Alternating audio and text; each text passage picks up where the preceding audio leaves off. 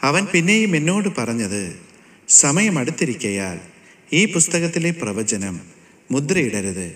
അനീതി ചെയ്യുന്നവൻ ഇനിയും അനീതി ചെയ്യട്ടെ, അഴുക്കുള്ളവൻ ഇനിയും അഴുക്കാകട്ടെ, നീതിമാൻ ഇനിയും നീതി ചെയ്യട്ടെ, വിശുദ്ധൻ ഇനിയും തന്നെ വിശുദ്ധീകരിക്കട്ടെ.